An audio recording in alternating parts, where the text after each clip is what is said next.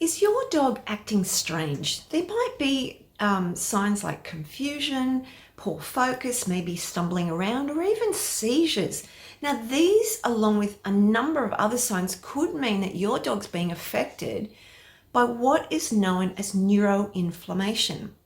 Now, for those of you who don't know me, my name is Lyndall Pynchon, and I've been a human and an animal naturopath now for over 35 years. And I've seen many dogs that have had issues around this neuroinflammatory pattern, which can underpin conditions like dementia, seizures or epilepsy, vestibular disease, and autoimmune conditions such as autoimmune meningitis and encephalitis, as well as other neurological problems, including both behavioural and mood changes.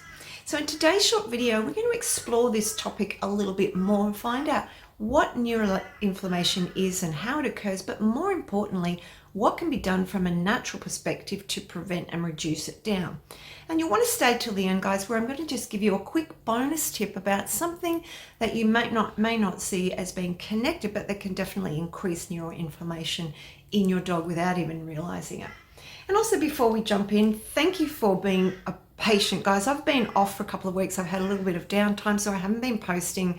So that's why I've been away from YouTube, but I am back online again. So thank you again. Now, what am I talking about here when I say neuroinflammation? Well, of course, it's an inflammatory response. This is inflammation affecting your dog's nervous system, particularly their brain and their spinal cord. Now, it's your dog's immune system's response to injury, infection, toxins, or even disease within the nervous system that leads to inflammation. Now, when neuroinflammation occurs, specialized immune cells in the brain called microglia become activated, and these release inflammatory chemicals such as cytokines into the body. Now, normally this is meant to protect and repair the brain and nervous system. They protect the neurons or nerve cells within your dog's brain they also establish a healthy blood-brain barrier, which helps keep the brain protected, and also help to eliminate waste products from the brain that can otherwise lead to neurological conditions such as dementia and other problems. But if this response is too strong or it's not shutting down properly, this can lead to a huge amount of damage to these nerve cells, so it becomes damaging instead of repairing.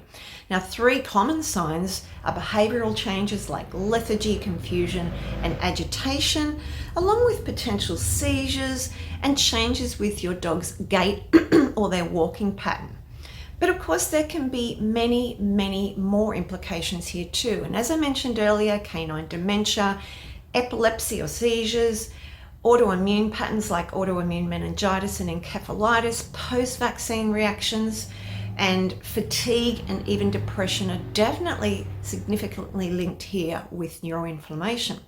Let me know in the comments below if you've ever experienced this with your dog, if they've ever had any signs or symptoms like this. I'd love to hear your comments on that. So as you can see, neuroinflammation is underpinning a lot of these chronic neurological issues we're seeing.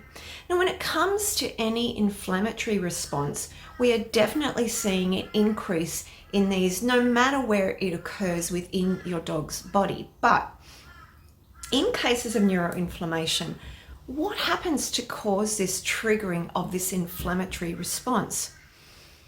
Now, while infections like viral or bacterial infections can certainly be linked in here with neuroinflammatory patterns, let's look at my top 5 causes from a naturopathic perspective. Now, there's no guessing. Number 1 is, for those of you who know me, how healthy is your dog's gut? Now, leaky gut or gut dysbiosis allows toxins and undigested proteins to go into your dog's bloodstream before they should, which triggers an immune reaction, which in turn can cross over into the blood-brain barrier, that is that fine membrane that's protecting the brain, and cause damage here. It's well known also that gut dysbiosis leads to systemic inflammatory responses, including the brain area. Poor diet, processed foods, medications like antibiotics and steroids, along with stress and other chemicals contribute to poor gut health, and you can find more info about this in my other videos on the channel, so check channel, so you can check those out. Now, secondly, poor diet, which is linked in here, and pro-inflammatory foods. Now, diets that are high in refined carbohydrates, additives, poor quality fats, or lacking essential fats, certain essential fatty acids, can drive systemic inflammation in the body, whether it's in the brain or anywhere else. Now, pro-inflammatory foods are predominantly seen in those processed commercial kibbles and wet foods as well. Hello, Poppy. But also include most grains, many dairy products, all preservatives and additives, there she knocks my camera, and high levels of vegetable oils like canola and corn oil, and too little omega-3 fatty acids with too much omega-6 fatty acids. All of this fuels inflammation in both the gut and the brain. Number 3, but before I say that, don't forget, guys, to subscribe to the channel. It does help me reach more people, and of course it helps my channel grow. It only takes a second. Of course, it's completely free.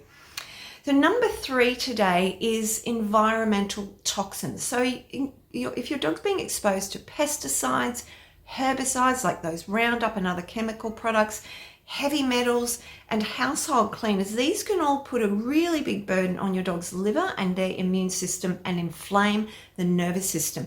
Think of sources like lawn sprays, flea, tick and worming products, cheap plastic toys, and polluted water as well.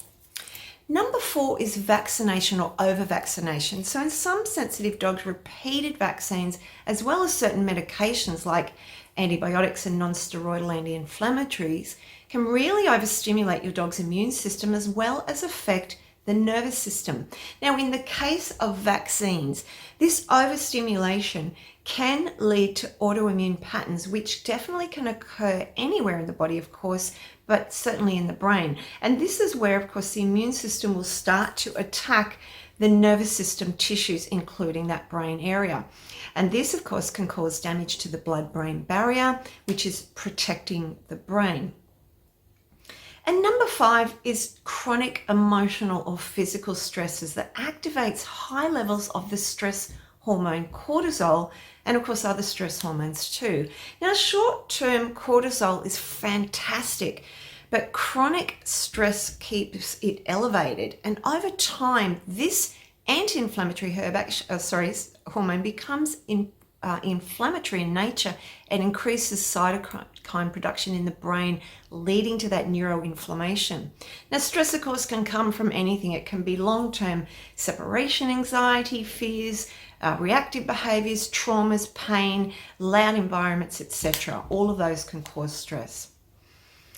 So now that we know what it is and what the triggers are here, how can we address neuroinflammation naturally?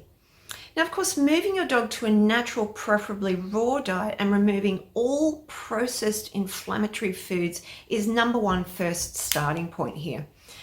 As well as this, of course, it's important to make sure that your dog's gut and microbiome is strong and healthy. And once again, you can learn more about healing leaky gut in my other videos on the channel. But nutrients to include here include glutamine, zinc carnosine, omega-3 fatty acids, along with herbs like slippery elm powder, marshmallow root, licorice root, and calendula. These are all excellent to heal leaky gut.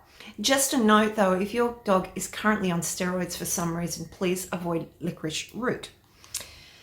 Now, we want to try also to remove as many chemicals from our dog's environment as we possibly can. This, of course, includes avoiding or reducing vaccines. TETA testing is a great option here as an alternative for this, as well as avoiding the chemicals in and around your home and in and around your dog's body. One of the biggest ones of these, of course, are chemical, flea, tick and worming products, all pesticidal products, as they're really disruptive to your dog's body on so many levels. You can learn more about my natural range of flea, tick and worming by emailing me. All my details are below.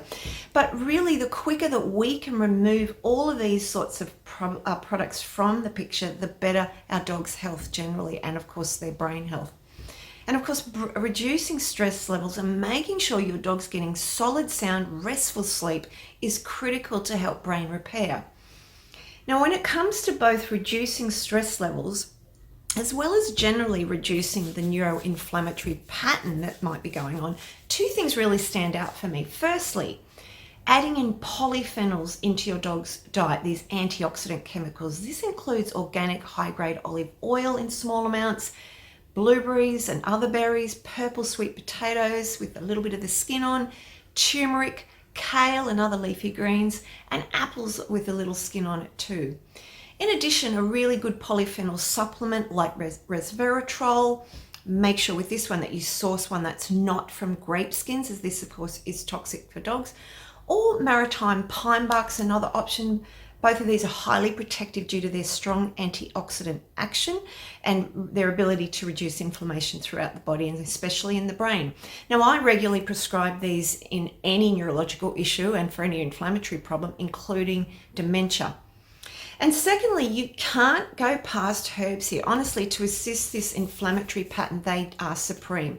One of the best ones to consider is Bacopa or Brahmi, as this herb inhibits the release of those inflammatory cytokines from those microglial cells in the brain that we were talking about earlier. But also ginkgo biloba, cinnamon, rosemary, turmeric, ashwagandha, ginger, and saffron are all proving to be highly beneficial here to help treat conditions such as dementia, seizures, and other neurological issues, including autoimmunity. And for that bonus tip I mentioned today, guys, did you know that if your dog is suffering from any sort of chronic pain, especially arthritis or injury anywhere in the body, that this actually increases the neuroinflammatory markers in your dog's brain, leading to changes in behavior, mood, and cognition, and increasing that inflammation. So if your dog's suffering from any sort of pain, please make sure that you are addressing this too, hopefully naturally, to reduce the long-term impact on your dog's brain and their nervous system, as well as resolve the pain itself. Now, while neuroinflammatory conditions are on the rise, it's actually not that difficult to prevent a lot of this from occurring in the first place. And from my perspective, when we look at neuroinflammation and how to best avoid it, focusing on improving gut health really can cover a lot of all of this, and this is why it occurs in the first place. Now, I hope that you found this video helpful, guys. If you did, please do give it a like and a share, and even comment below. Let me know if you find these videos helpful. It does help to get that information out there on YouTube to help other dog owners just like you who are looking for help. Guys, wherever you are in the world, I hope you're having a great day. Thank you for watching today. Thank you for being here. And as I said, I do hope that you find some benefit for your dog with these videos. Anyway, wherever you are, have a great day. I'll catch up with you soon in another video. But till then, take care. Talk soon and bye for now.